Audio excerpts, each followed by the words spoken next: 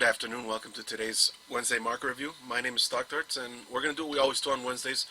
We're going to go ahead and analyze the major market indices. We're going to look at the S&P 500, the NASDAQ Composite, the Dow Jones, and the Russell 2000. We're going to try to figure out exactly what kind of environment we are in as far as the stock market is concerned in order to better fit our trading strategies to match what the market is giving us. If you like what you see here, you can always follow me on Twitter under the name StockDarts. You can find these videos under the same name on YouTube, or you can visit me at patreon.com/StockDarts, where I post weekly blog content including trade ideas, watch list ideas, and generally just expanding on whatever information we come across on these Wednesday market reviews. You will also find the recordings of these market reviews on there as well. So that's typically the best place to go, is either find me on Twitter or visit me at Patreon, where you can again see basically my thoughts on how I trade and how exactly I go ahead and approach trying to take money out of the stock market and other places if possible. Other than that, let's go ahead and get started. First thing we're going to do is take a look at the S&P 500. And we're going to do it again, as always, through the ETF SPY. And as you can see, we are at all-time highs, and really just in the same bull market we've been in for over 6 months now, and really the same bull market we've been in for almost 10 years, or probably over 10 years now. Not much has changed. We continue to just kind of climb up steadily. This year has been kind of interesting because we've done so, depending on which index you look at, but just looking at the S&P 500 right now, we've done a pretty steady incline. You can notice this chart has one channel that has remained intact throughout the entire year, and it actually extends back into about November of last year. And so overall, the market has been pretty predictable. Now, that being said, there have been periods of much more difficult trading than you would think by looking at this overall chart. And that's pretty easily highlighted by these white rectangles I have on here, showing that despite the fact that we've had a pretty steadily inclining channel, we've had pretty decent periods of consolidation where the market just chops back and forth. And I think the one big key you could take away from the market that we've had this year is that there's been a lot of rotation back and forth in sectors. And so the overall market has gone up, but there have been different pockets of the market that have gone back and forth. And if you're a regular here, you know that's something that we've analyzed for quite a while now. The division of sectors in the market and what has benefited from either being vaccinated or not being vaccinated, or being quarantined or not, is one of the sub-themes that we've really followed pretty closely since March of last year, when we first got hit with the coronavirus. And so this is really nothing new.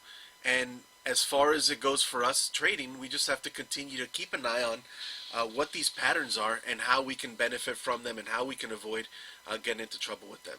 Now, the one thing we have going on here as far as the S&P 500 is concerned is, again, we have a nice little markup phase.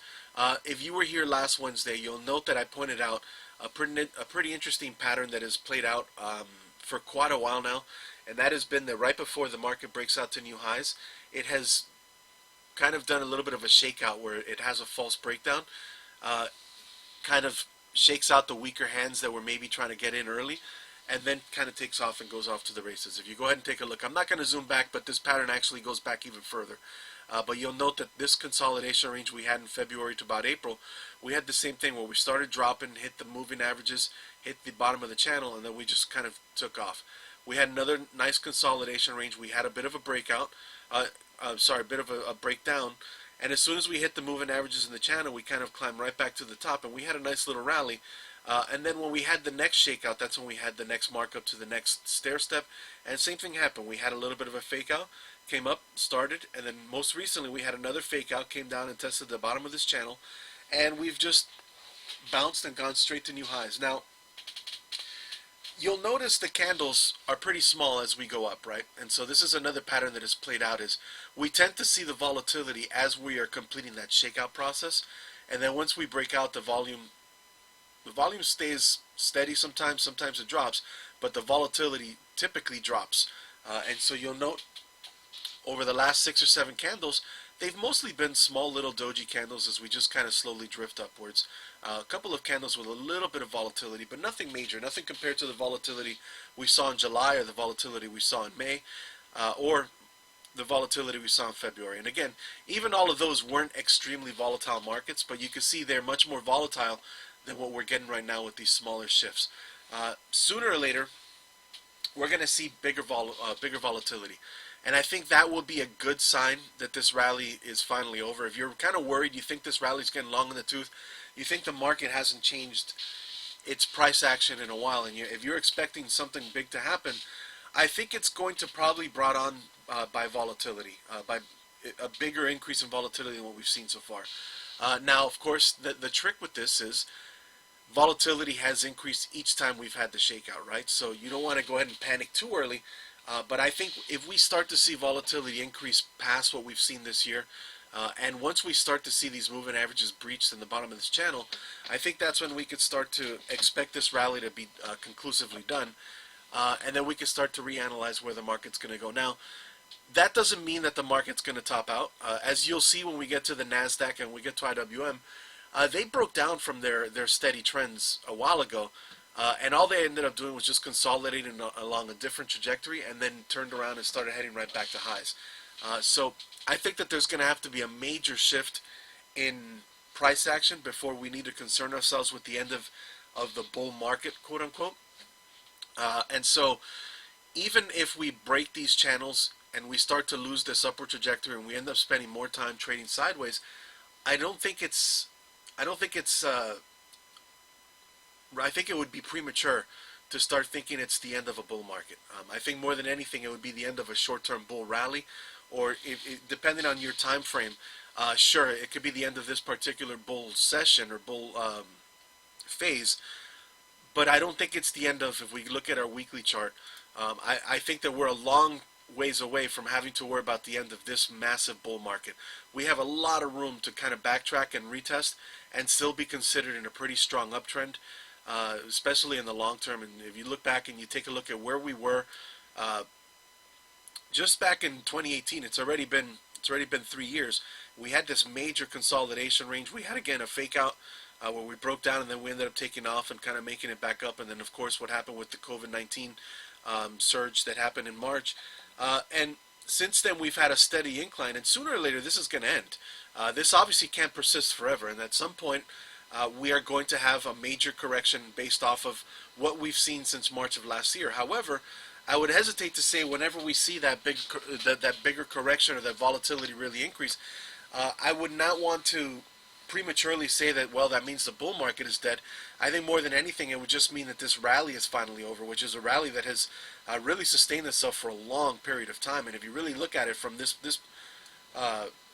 picture, you can see that other than a couple of sideways ranges, and yes, this one is in the middle of last year that took from about August to just before November, this was a decent 3 or 4 month consolidation range, and we've had a couple other ones here in the middle of this year, but generally speaking, we've just gone straight up. And so there's a lot of room for us to pull back and still be in what I would consider a pretty decent bull market. So the key here is just trying to get the attitude in place that you don't want to panic too much if you start to see big red candles or you start to see volatility come into the market. I think that that's going to be something that has to come maybe in the next couple of months. And when that happens, I think that it's going to be a good trading opportunity for those that are ready for it and aren't in a situation where they're going to panic and try to just jump ship.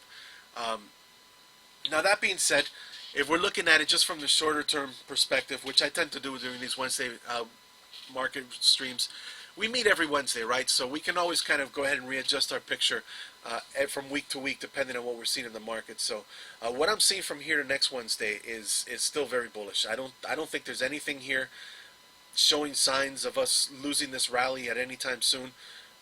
And so really at this point, what we want to do is just make sure we're not chasing price action, right? If you take a look and looking at the S&P 500, right, we bounced at the bottom of this channel. We've got 1, 2, 3, 4, 5, 6, 7, 8, 9, 10 candles. Only 2 of them are red, and they were red candles of very little substance.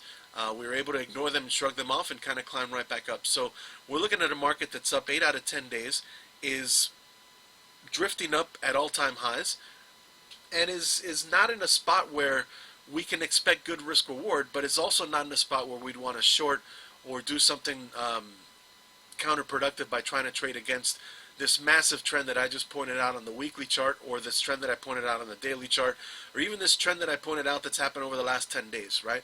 You don't want to be the guy trying to fight this stream or this current. You just want to go with it.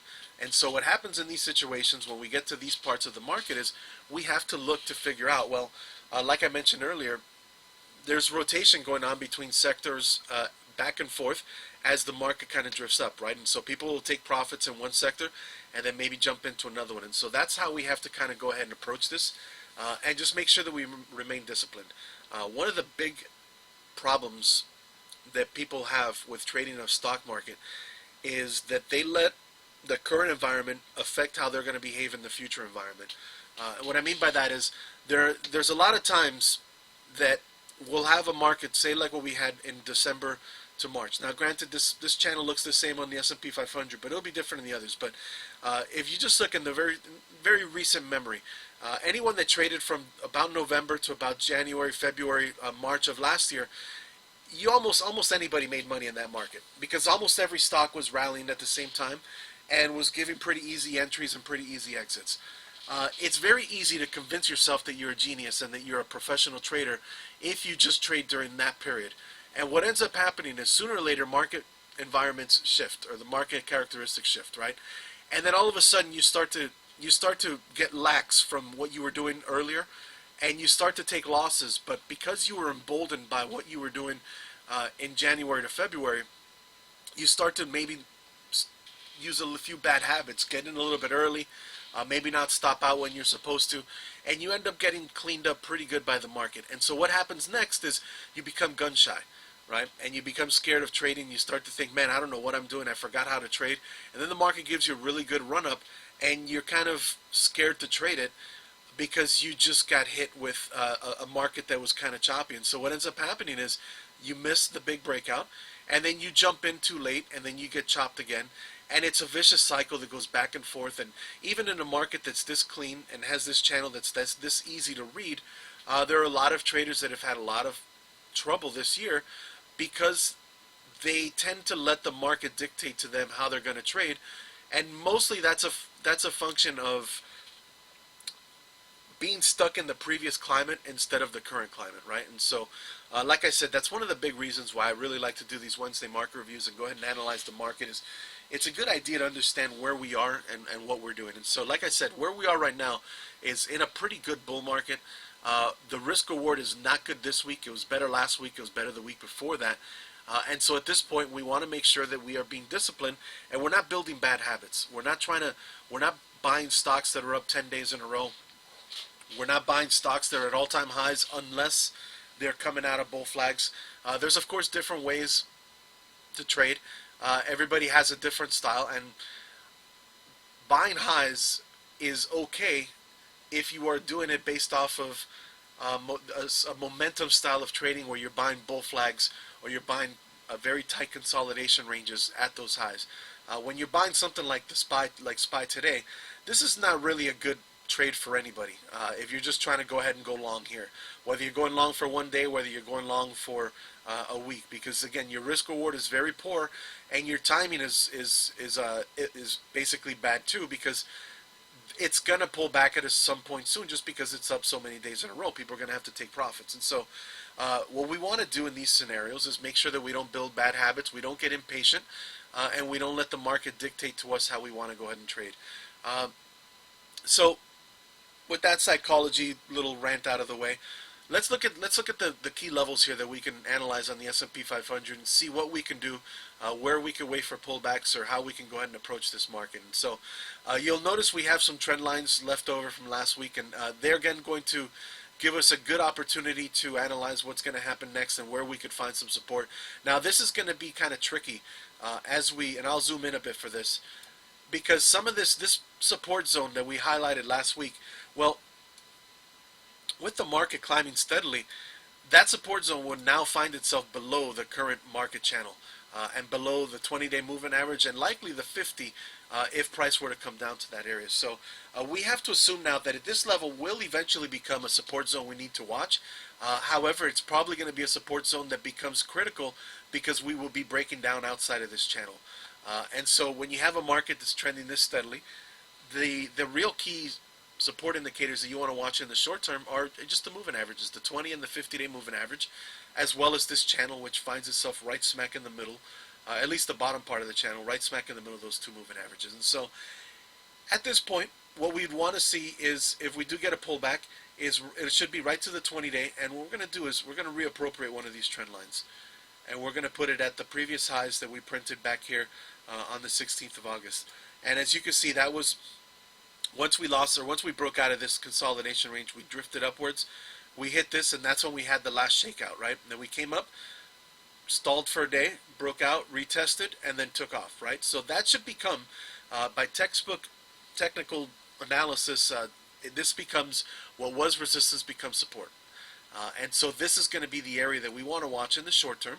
And as you'll note, it would coincide very cleanly with the 20-day moving average if price were to come back in the next few days.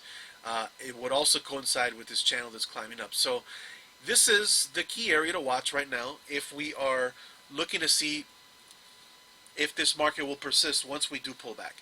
Now, we don't have to pull back today. We don't have to pull back this week.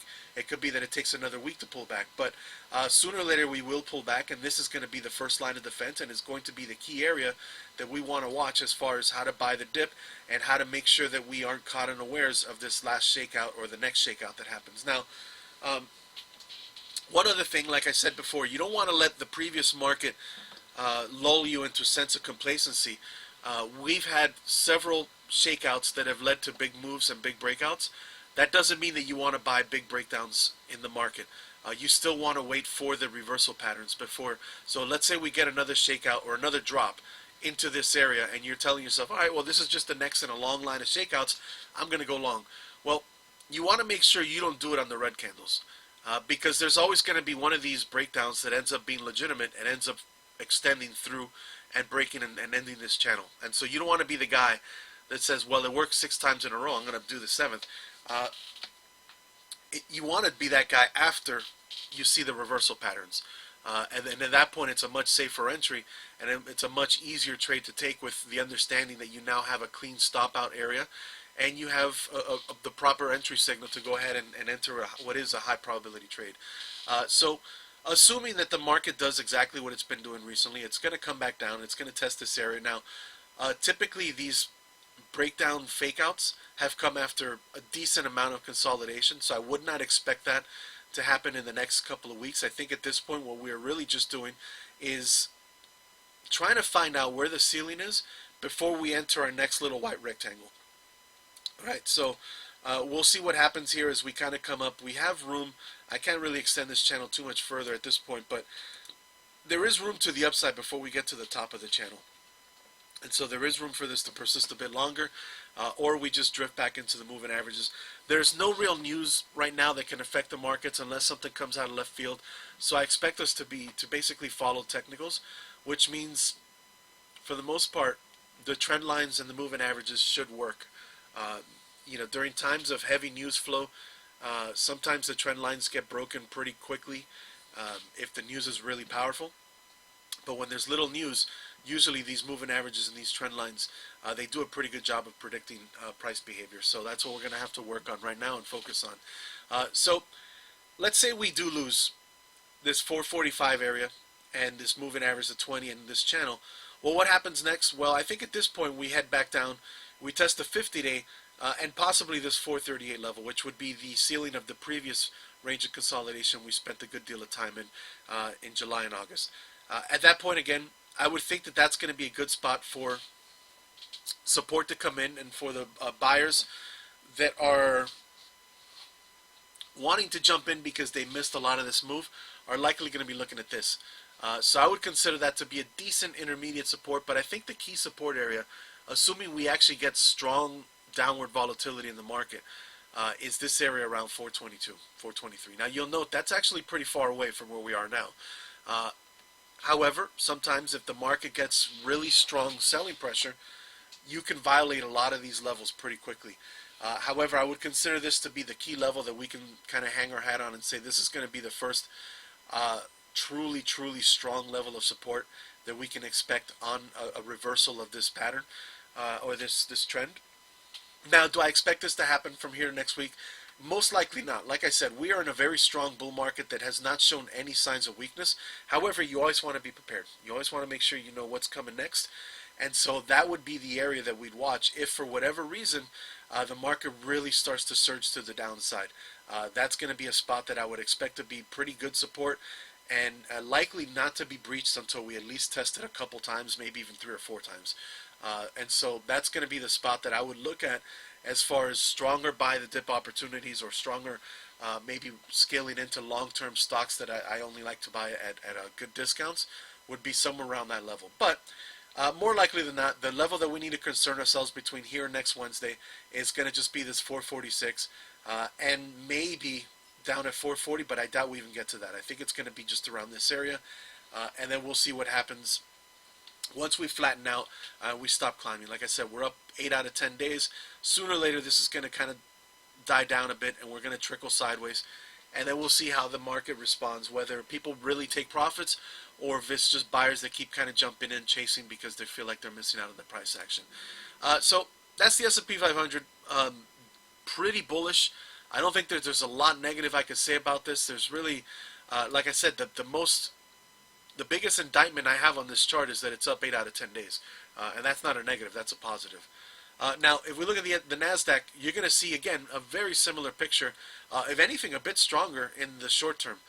Again, 1, 2, 3, 4, 5, 6, 7, 8, 9, 10 days, 2 red candles. Nice surge from the 50-day moving average to new all-time highs. You'll notice on this chart, the channel is not quite the same as what we saw with the S&P 500. If we back up, you can see the channel we began in November was broken pretty substantially back in March. And so the NASDAQ has had a completely different trajectory to its price action compared to the S&P 500. This is a good idea or a good signal or a good picture of why when these channels break, it's not always the end of that bull market. A lot of times it just means that you need more substantial price correction before you could go ahead and kind of start to look back upwards and towards new highs. And the NASDAQ took a bit of time. This was one of the major stock rotations that took place this year as the market rotated out of tech and into recovery names. I feel like I'm beating a horse to death with this. We talk about this all the time, but yes, basically the market, tech names did so well in 2020 and the beginning of 2021 that eventually they needed profits to be taken and they needed money to go into recovery as we started to look at opening up our economy a bit more. And so that was one of the big shifts that happened here. And this is why I'm telling you that it's not always the end of a market. It's not always the end of a rally or the end of a bull market just because you break these channels or you get below some of the moving averages. It just took some consolidation, and then money has surged back into tech recently, and we've seen an improvement of those charts, and we've seen a new expansion back to all-time highs on most of the big tech names that are widely followed. Sooner or later, we'll see profits taken on these again, and we'll see money rotate right back into the Dow Jones or into the small caps or energy names or anything along that nature. But right now, it's just the tech names riding that wave of momentum again. And it's up to us as traders to understand that this will rotate back and forth once again. So we have to be vigilant about how we're going to go ahead and take profits and how we're going to go ahead and scan for new trades and not get complacent and just stick to tech.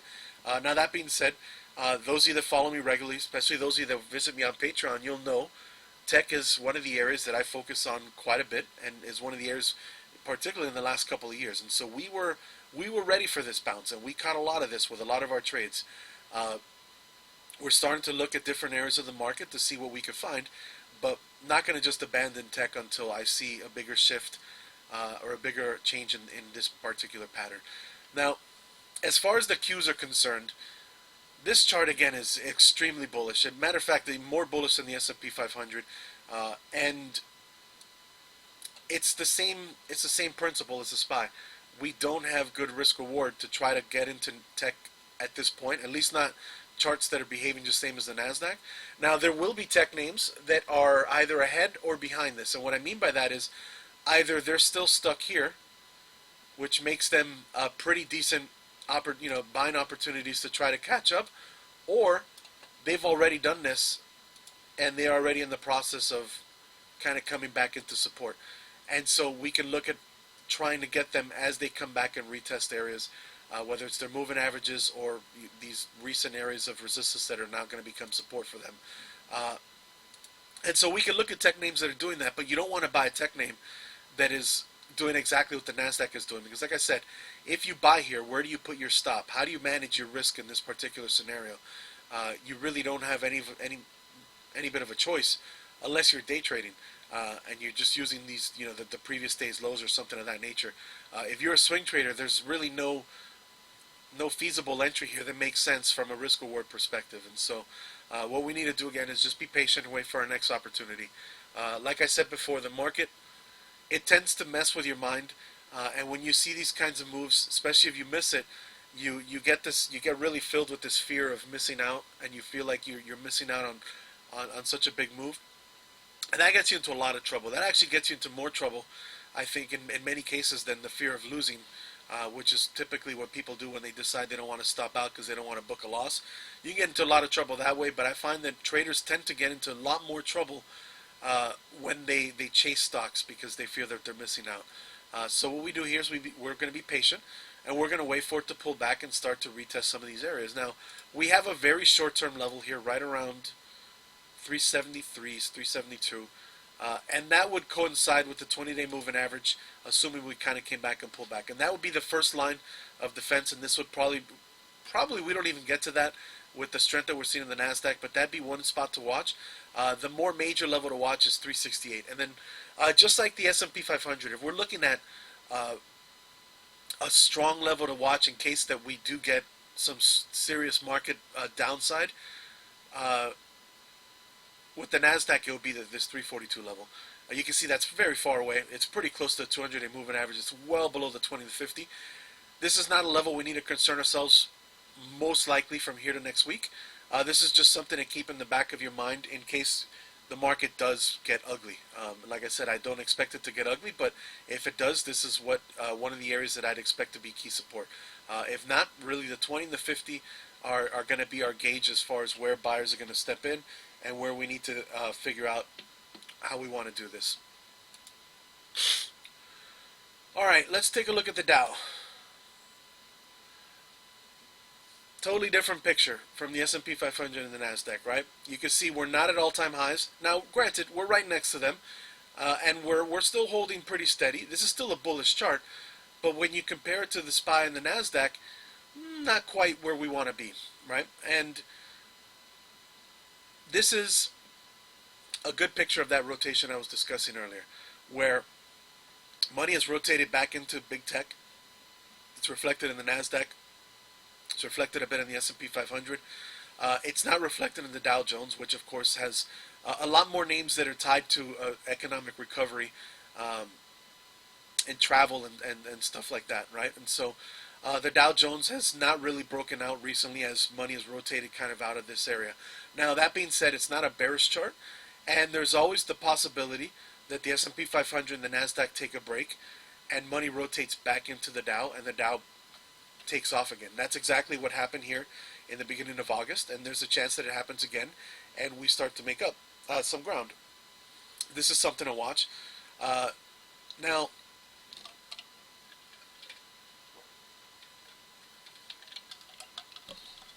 we're still pretty close to a breakout. I mean, it's a breakdown of this channel. This is still pretty important. The Dow Jones, now, you'll notice, if we're just looking at this chart, it doesn't really look like we're still in a persistent channel like the S&P 500. But if we zoom out, you really take a look at what's happening here. There's a channel, technically you could say that the Dow Jones is still in. Now, it's not an easy channel to really draw.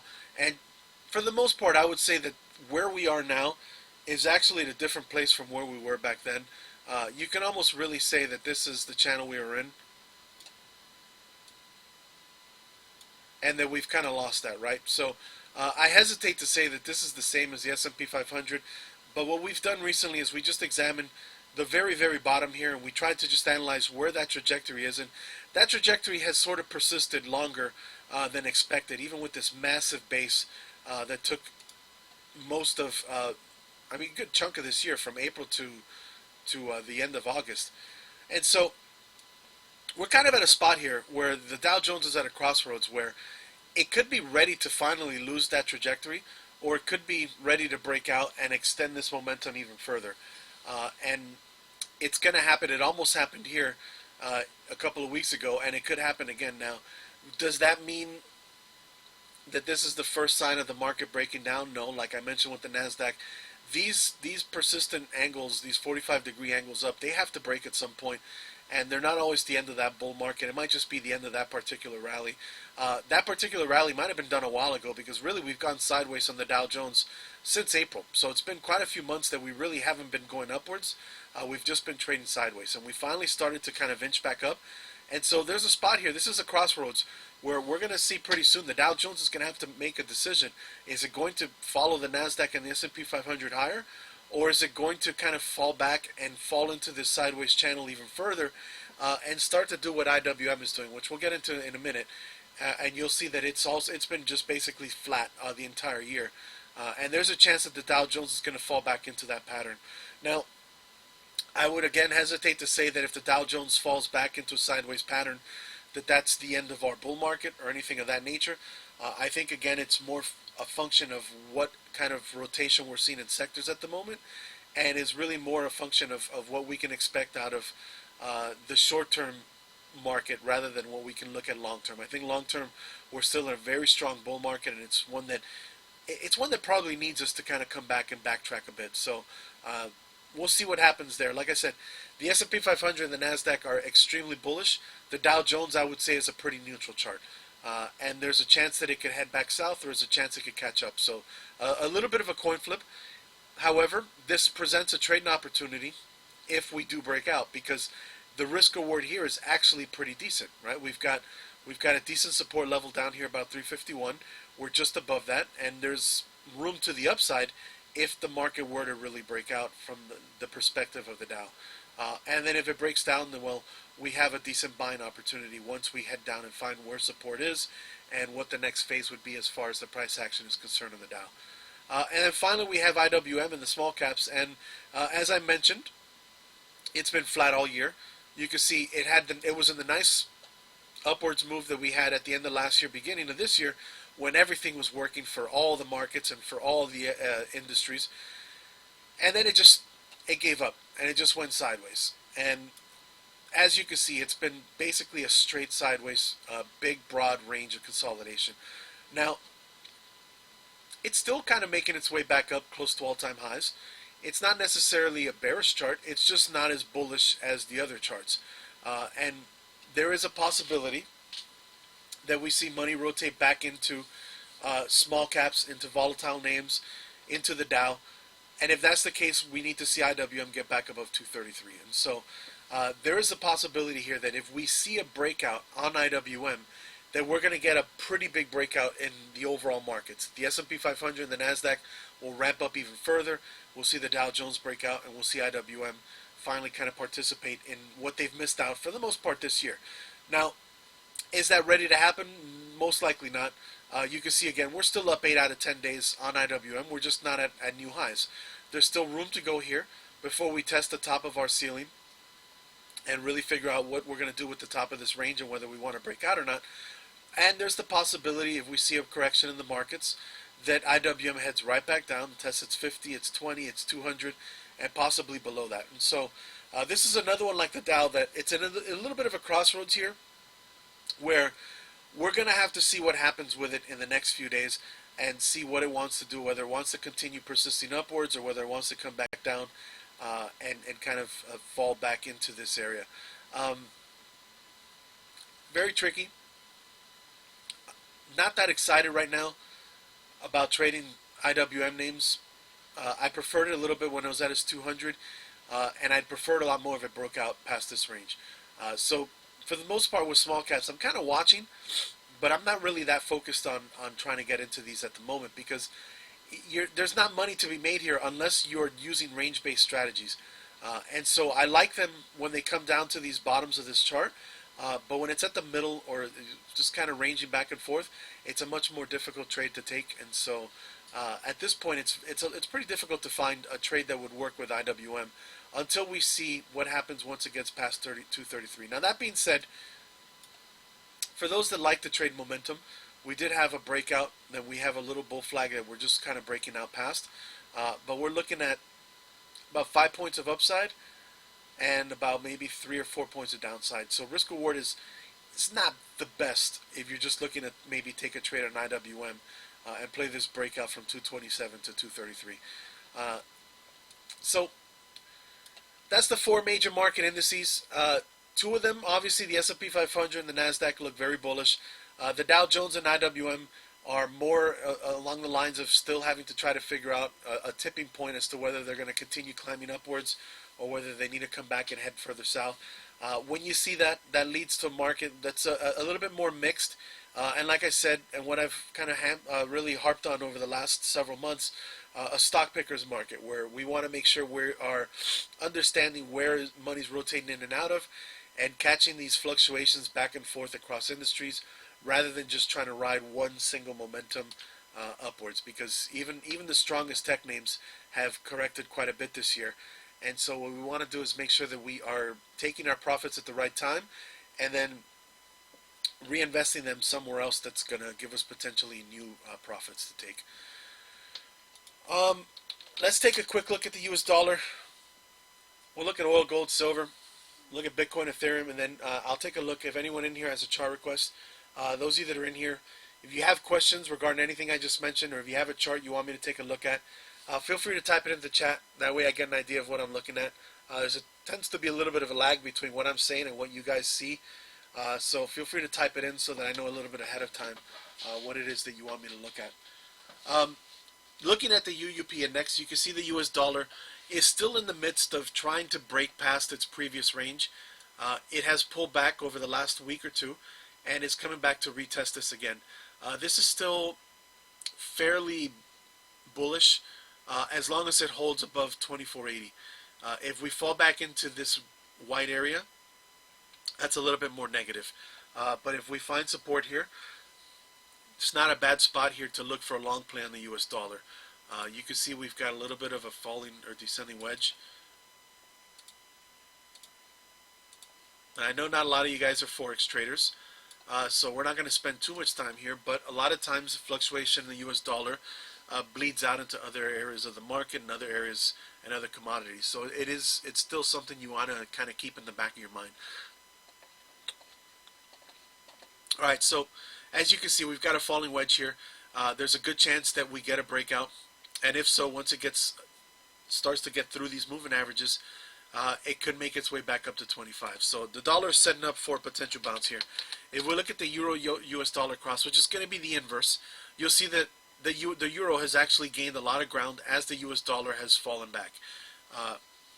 Now, interestingly enough, there is more room for the Euro before it hits resistance. This is a pretty big shift in the relationship between the Euro-US dollar and the UUP index, because they tend to be almost identical mirror images of each other.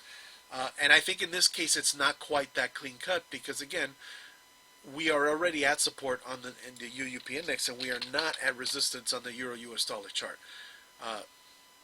So there might be room for the Euro to make up a little bit more ground, and maybe the US dollar kind of bleeds back into that white rectangle before it finds support. So this is going to be something important to watch, and would, if anything, warn you not to get overly aggressive on Euro-US dollar or on a US dollar bounce. Now, if we look at the US dollar versus the yen, it's stuck in the middle of a range, and frankly doesn't really offer much for us here, one way or the other. So not much to do with this one. And if we look at the US Canadian one, this is actually pretty interesting. We have a decent level here. It's not a major level, but it is a decent level. We've got an ascending trend line here as well. So there is the possibility that the US dollar bounces soon versus the Canadian. Now we're going to look at oil in a second, because that's going to have a pretty good impact on this. But as you can see, the U.S. dollar gained a lot of ground versus the Canadian recently, and it's finally starting to get some big volatile moves. Now, the fact that we've had such major volatility come in means it's a pretty good chance that it's not going to have a major bounce here. So if you're looking to go long here, I would not expect a 2-day candle to get back to 128. It might take a little bit more time, but a lot of that is going to depend on what we see out of oil. Now, the key is that volatility we saw in the U.S. Canadian was these big volatile surges in oil. Now, we looked at oil last week, and it was over here right around the $67 range, and there was the potential for two scenarios. One was a return right back down to lows. Two was that it kind of stayed in this range and made its way back up to the top of this new pattern that's developing here, this triangle. It held steady. It held above 67. So my inclination here is to think that oil has more upside in it and should come up and test the 50-day moving average and likely test this descending trend line before it figures out what it wants to do next. So if you entered some oil names maybe thinking that this bounce was going to persist a bit longer, I think that there's a little bit more room here for it to kind of climb up and maybe those names to climb up with it. And so as long as there's room to the upside here on oil, it might put a little bit of pressure on that U.S. Canadian trade. However, there is potential for fluctuations back and forth. And this is an area that has, it's starting to pick up volatility. And we see that volatility pretty clearly on the U.S. Canadian. And finally, the last two things. Well, actually, let's look at gold and silver first. With the U.S. dollar pulling back over the last week, you can see that GLD picked up a little bit of momentum. Still not a chart that I'm really particularly inclined to trade. It is dealing with its 200-day moving average. Let's see what it does if it can break past it and start to get into some of this clear area. There is upside if it can make its way back up there, but this is still a very volatile and messy, very sloppy chart that's very difficult to trade, and there's decent resistance just above us, so risk reward is not great here. And with silver, it's lagging again pretty good. The moving averages have crossed back below the 200, and like I said, I'm not interested in gold. I'm not really, precious metals don't do it for me right now. If I want to trade something that's counter to the U.S. dollar, I'm going to continue to say the same thing. Bitcoin and Ethereum are where you want to be. And as you can see with Bitcoin, the chart is just so much cleaner than gold. I'm not saying there's not the possibility for losing trades or for downside, because there is. Bitcoin dropped all the way from, back in May, it dropped from 60,000 all the way down to 30,000. I mean, it got cut in half. So there is a lot of room, and there is downside here. However, you can see the moves are much easier to pick up and much easier to analyze than this really sloppy mess that we're seeing on gold, where it's just like there's just so many trend lines being broken and there's so much gaps and so many just back and forth movement that it's just much more difficult to try to get a clean trade out of that, where with the Bitcoin chart you get much easier patterns to read. And again, yes, it dropped from 60 to 30, but it also climbed from 30 to 50 in the span of about a month and a half, right? And so there is potential for moves for us here, and as you can see, it's starting to build up a nice little bull flag and might continue to extend itself and start to retest this upper 50 area and maybe even make its way back up into the 60s. So it's looking good. There is room to the downside here all the way down to 40, so you want to make sure that you wait for a breakout before you go ahead and enter. But there is potential upside here, and it's going to be the same case with Ethereum. You can see it already broke out. This is one we looked at last week, and we mentioned this. And so this is already with a very nice surge upwards. And looks like it wants to head back up into 4,000. This is going to bode well for a lot of other cryptocurrencies. And so this is still a part of the market that you want to be involved in. Again, I know not everybody's into this. A lot of people don't really understand cryptocurrencies or feel like maybe they're just fake money that doesn't really exist. But the truth of the matter is that there's real money to be made here.